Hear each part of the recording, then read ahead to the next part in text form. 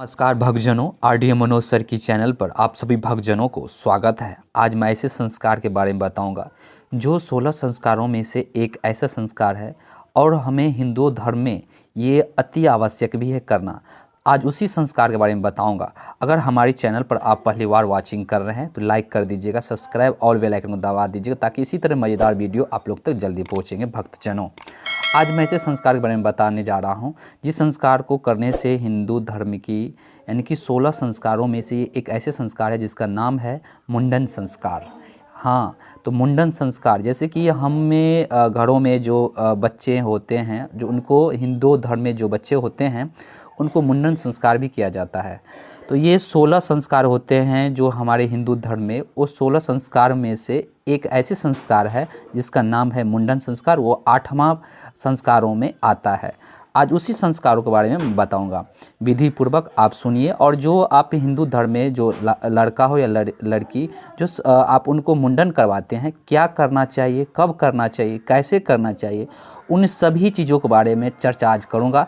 तो आप ध्यानपूर्वक सुने और इनको आप ज़रूर अपने दोस्तों के बीच शेयर कीजिएगा, ताकि पता नहीं रहता है हम लोग मुंडन करवा देते हैं जैसे तैसे, लेकिन वैसे नहीं करना चाहिए। आपका जो विधि पूर्वक अगर आप मुंडन करते हैं तो बच्चे का भविष्य ज़्यादा उज्जवल होगा, उसका भाग तेज होगा, वो अधिक से अधिक प्रगति पर पहुँचेंगे। आज उसी पर हम चर्चा करेंगे। तो आज भक्तजनों, जैसे 16 संस्कारों में 8वां संस्कार होता है मुंडन संस्कार। इस संस्कार के दौरान बच्चे का मुंडन किया जाता है, यानी उसके पैदा होने के बाद पहली बार सिर के बाल उतारा जाता है। मुंडन संस्कार को चूड़ा कर्म संस्कार भी कहा जाता है। लगभग हर शिशु के सिर पर जन्म से ही कुछ बाल होते हैं। इन बालों को अशुद्ध माना जाता है। जो अशुद्ध बाल क्यों माना जाता है? कि जन्म के बाद जो जन्म से लेकर के जब तक हम उसको मुंडन नहीं करवाते, वो जो बाल होते हैं अशुद्ध माना जाता है हमारे हिंदू धर्म में। तो भक्तजनों, हिंदू धर्म में प्रचलित मान्यता के अनुसार 84 लाख योनि के बाद मनुष्य योनि मिलती है। ऐसे में पिछले सभी जन्मों के ऋण का पाप उतारने के लिए शिशु को बाल काटे जाते हैं, उतारे जाते हैं, जिसे मुंडन के भी नाम से जाना जाता है। इसके अलावा मस्तिष्क की पूजा करने के लिए भी यह संस्कार संपन्न किया जाता है। हिंदू परंपराओं में इस संस्कार को पूरे विधि विधान से मंत्रों को उच्चारण करते हुए संपन्न किया जाता है।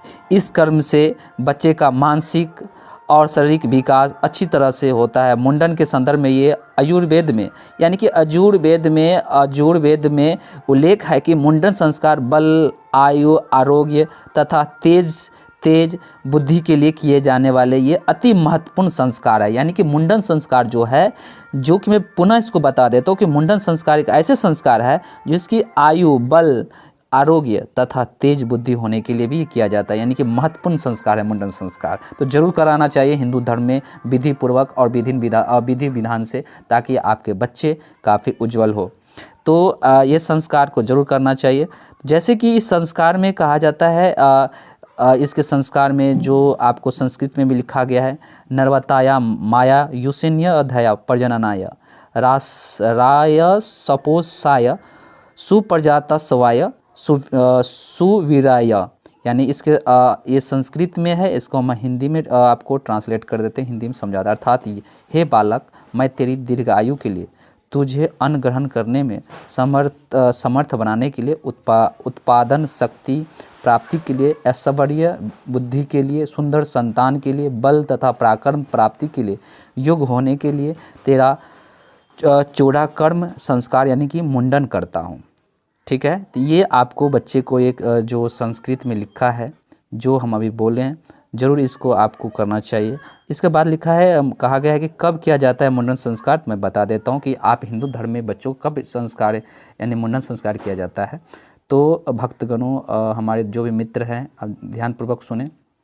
हिंदू मान्यता के अनुसार 1 वर्ष से कम की उम्र में मुंडन संस्कार करने से शिशु के सेहत पर बुरा प्रभाव पड़ता है। यानी कि 1 साल से कम उम्र के बच्चे को मुंडन संस्कार नहीं करना चाहिए, क्योंकि उसकी जो मतलब मस्तिष्क होते हैं, जो उसके सिर होते हैं, जो नाजुक होते हैं, कट भी सकता है, उस पर अमंगल की संभावना होता है। तो 1 साल से नीचे वाले बच्चे को आप मुंडन नहीं कर सकते। मुंडन संस्कार करने से शिशु की सेहत पर बुरा प्रभाव यानी 1 साल वाले बच्चे को होते हैं। अब 1 साल से अधिक बच्चे को मैं बताता हूँ कब कितने सालों के बच्चे को मुंडन कराना चाहिए, कब तक कराना चाहिए, इन सभी चीज़ों के बारे में आज चर्चा करूँगा। पुनः बता देता हूँ कि हिंदू मान्यता के अनुसार 1 वर्ष से कम उम्र में मुंडन संस्कार करने से शिशु की सेहत पर बुरा प्रभाव पड़ता है और अमंगल होने की संभावना रहती है। परंपरा के अनुसार 5वें या 7वें वर्ष में भी इस यानी कि आप कम से कम बच्चे को 5वें साल या 7वें साल यानी कि 5वां वर्ष या 7वां वर्ष में बच्चों को संस्कार करना चाहिए, मुंडन संस्कार। और ये करने का विधान भी है। मुंडन कराने के लिए द्वितीय, तृतीय, पंचमी, सप्तमी, दसवीं, एकादशी और द्वादशी तिथियों को शुभ माना जाता है। कब आप मनाना मतलब आपका मतलब मुंडन करने चाहिए, इनको जो शुभ मुहूर्त है यानी कि मुंडन कराने के लिए द्वितीय, तृतीय, पंचमी, सप्तमी, दसवीं, एकादशी और द्वादशी तिथियों के शुभ माना जाता है। वही दिनों की बात करें तो सबसे अच्छा सोमवार, बुधवार, गुरुवार, शुक्रवार का दिन शुभ माने जाते हैं।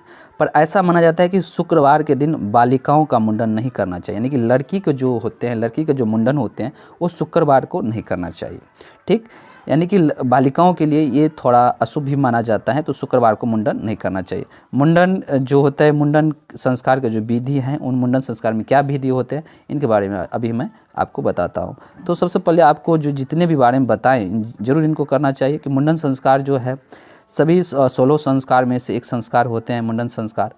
तो मुंडन संस्कार विधि जैसे हिंदू धर्म के अनुसार सही मुहूर्त देखकर मुंडन संस्कार किया जाता है। आप देखिए, सबसे पहले अगर आप मुंडन संस्कार का एक मुहूर्त होता है, कौन से मुहूर्त सबसे अच्छे हैं उस मुहूर्त में जाकर के आप मुंडन करिए।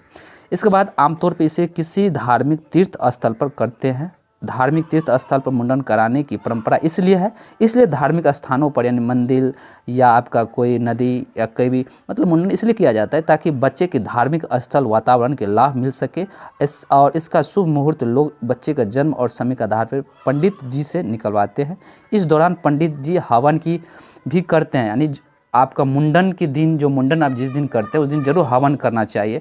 मुंडन संस्कार के दौरान बच्चे की माँ अपनी गोद में बैठाती है और उसके मुंह जो होते हैं, बच्चे का मुंह पश्चिम की दिशा में अग्नि की तरफ रखती है। इसके बाद नाई जो होते हैं अस्तूरे की मदद से बच्चों के मुंडन करते हैं। हालांकि कुछ परिवार में शुरुआती बाल पंडित जी से उतरवाते हैं। बहुत ऐसे जगह होते हैं जो पंडित जी से यानी पंडित जो होते हैं जो पूजा पाठ करते हैं उनसे ही उतरवाते हैं, पंडित जी से उतरवाते हैं। इसके बाद गंगा जल से बच्चों का सिर धोया जाता है। फिर बच्चे के सिर पर हल्दी और चंदन का पेस्ट लगाया जाता है। अगर बच्चे के सिर पर ये भी कहा जाता है कि अगर बच्चे के सिर पर किसी तरह का कट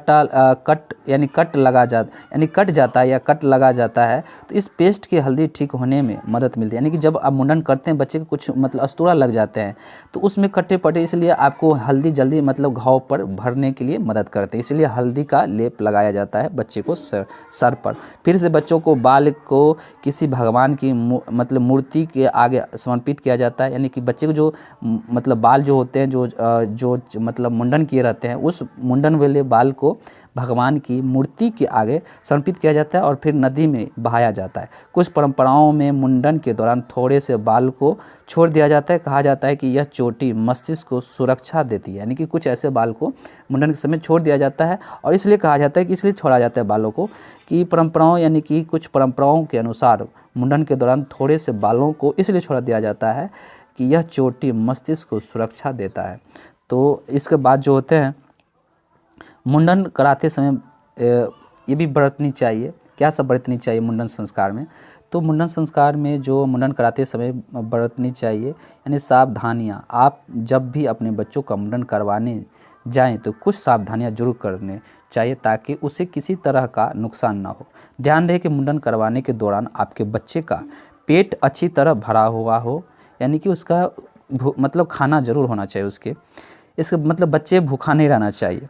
इसके बाद जो है अगर भूखा होगा तो हो सकता है कि वो मुंडन के बीच में मतलब चटपटाने लगे और हाथ पैर मतलब मारने लगे। ऐसा करने से उसकी चोट भी लग सकती है और इसके बाल उतारते वक्त कट भी सकता है। इस बात पर ध्यान दें कि बच्चों का मुंडन करने वाला नाई पूरी तरह से अनुभवी हो, यानी जो नाई होते हैं जो ठाकुर जी भी कहा जाता है उसको, है कि नहीं। तो नाई जी को पूरी अनुभव होना चाहिए बच्चे को सिर काट उतारने वक्त कि बच्चे थोड़ा मतलब नटखट होते हैं। इसके अलावा मुंडन करने वाला अस्तूरा पूरी तरह साफ़ हो, यानी नया होना चाहिए। मुंडन कराने के बाद शिशु को अच्छी तरह से नहलाकर यानी कि स्नान कराकर इसके बाद ताकि उसके सिर पर चिपके हुए बाल हट जाए। तो इन सभी बातों पर आज मैं चर्चा के भक्तजनों, अगर आपको अच्छा लगे तो मेरे चैनल को जरूर subscribe, like, full watching, share कीजिएगा। आज इसी के साथ मैं अपनी वाणी यहीं पर समाप्त करता हूँ। जय हिंद दोस्तों, आपका दिन शुभ हो।